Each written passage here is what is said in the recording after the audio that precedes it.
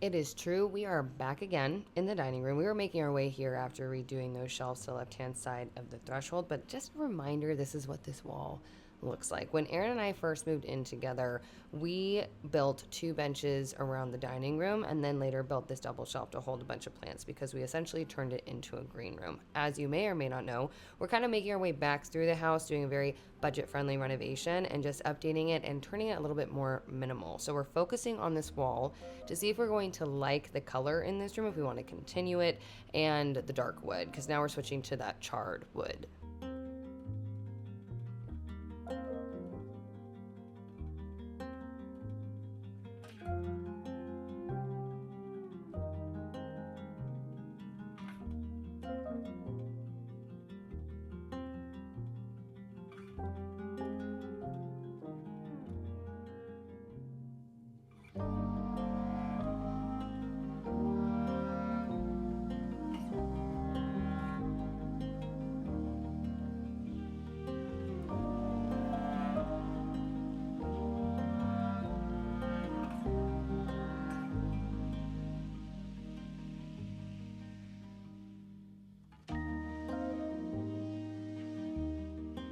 Please definitely paint. Safe to say we absolutely loved continuing the color into the dining room, and so we just went in with some finishing touches to the wall, which was adding a piece of trim where the drywall meets that shelving unit that we just did, and then as well as continuing the blackened steel thin baseboards, because as you can see before it's installed and after, it makes such a huge difference and it complements the black outlets and the switches.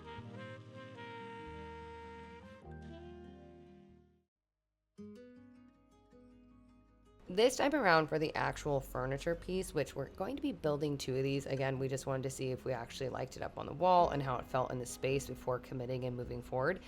This time around, instead of using 2 by whatever, the thicker stuff, we're using select pine 1x4s and cutting everything down to length. Now, something I haven't done, in so long is actual glue ups. And I've also never had a jointer, which if you don't know, this is a miter saw, you cut them down to size. And then when you go to the joiner, it gives you a straight edge on these boards that aren't true after burning them down.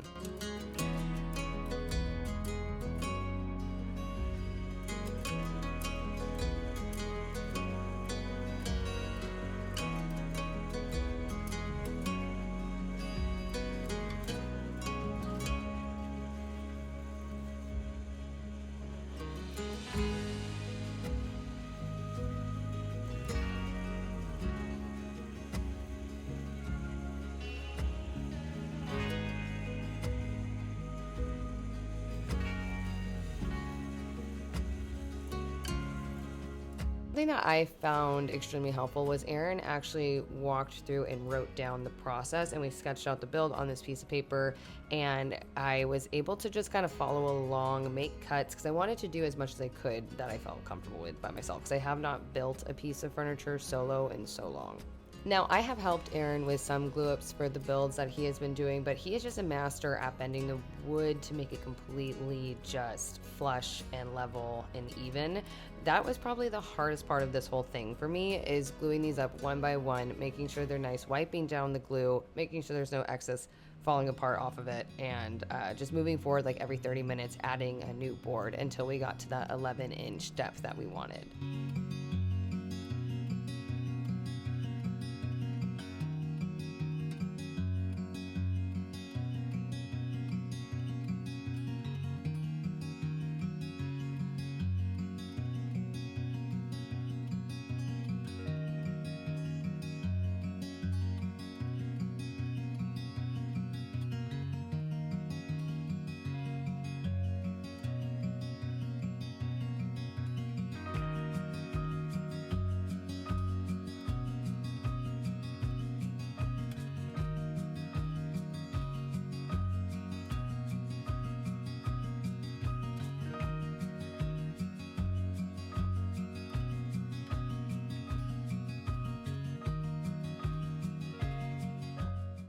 Something I have had in my rotation for about 2 years now, every single morning, 2 scoops a day, is cowboy colostrum.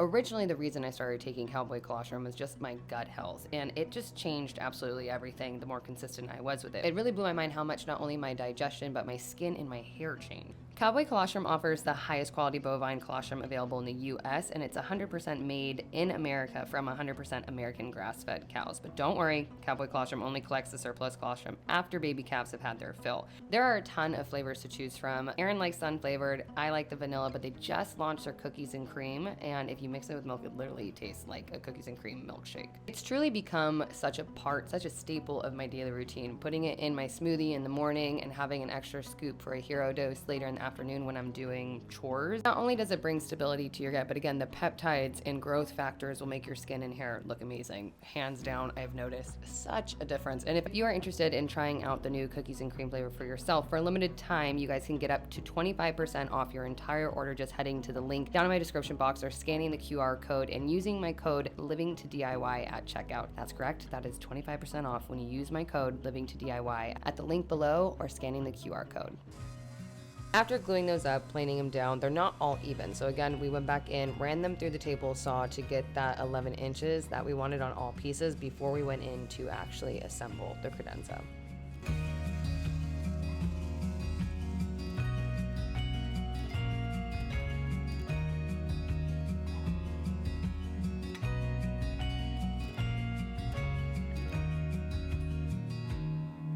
Before we could assemble, we ran through just at a small depth, a little channel or two for 2 sliding doors, and we're going to show you how it fits with a little example, but we did it with a long one, and that's a little bit harder to show. So you go pop, and they slide right in. Really all there was to do after adding those little slits for the sliding doors, we just had to go ahead and assemble, which we're just assembling a box. The only difference here is we're going to be using 2 1x4s on the top because we're going to be pouring a concrete counter that will rest on top of it. That's why it's not fully enclosed on the top, just so you know.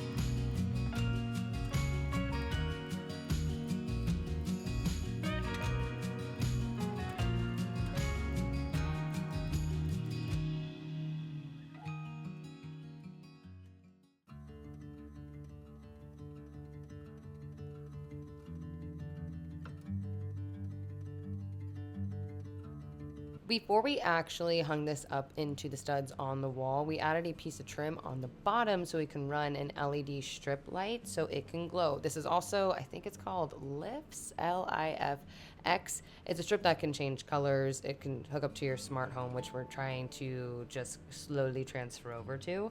And we really actually ended up liking these strips, which I was pleasantly surprised.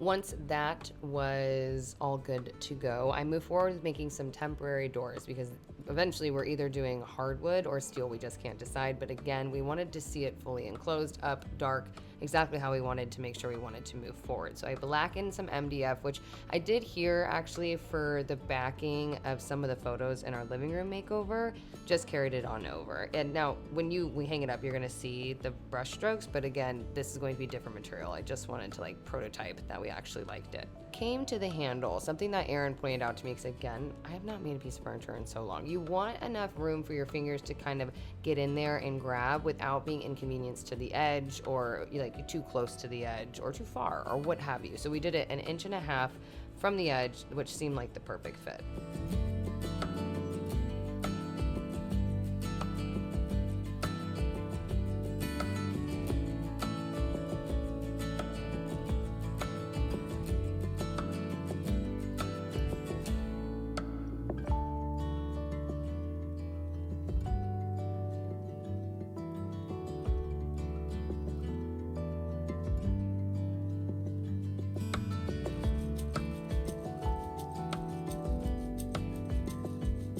I thoroughly enjoyed putting these doors into place because, again, I've never done it. And like to do two sliding doors that kind of slide past each other with long hand, I don't know, I just felt a little bit adult in my building. It was really lovely.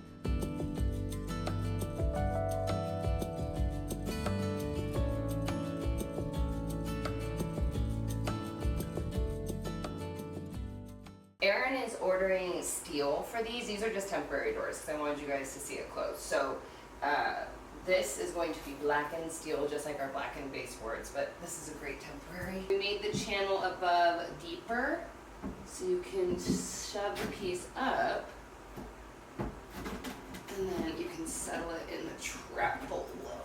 Okay. You can settle it in the track below. There you go. Just like that. Oh, yeah.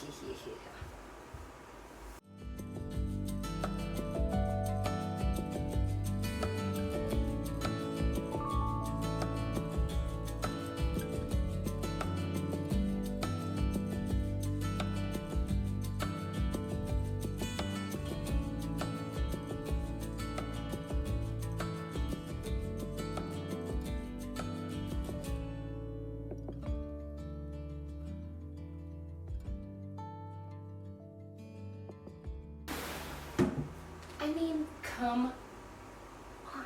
Okay, so now what I need to do, which obviously is going to go into the next video, pour a concrete top for it. And if I do that now, you guys are going to see it for a couple of days. So I will see you in the next video so we can wrap this completely up.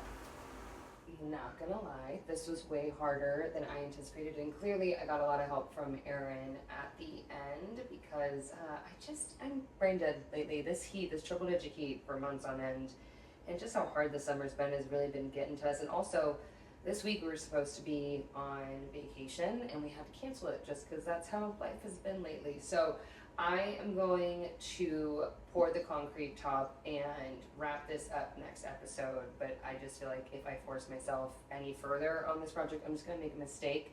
Plus, we need to still skim coat and scrape the rest of the ceiling in this dining room in order to move forward with the makeover. So, I have never done sliding doors before, and it's just really cool to keep learning new things with Erin, even though we both right now just feel so deflated. I'm happy that we got this done. And the fact that it lights up underneath, we added that strip, which was really nice.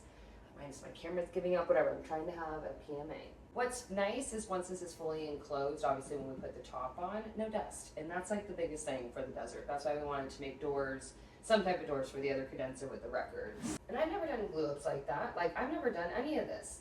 And here it is. Sick. Thank you guys so much, as always, for tuning in. I'm really excited to dive into a whole other room makeover, but I just have to get through the week of skim coating, which I'll bring you in on. And I just miss you guys, so let's vlog, shall we? I will see you so soon for another DIY.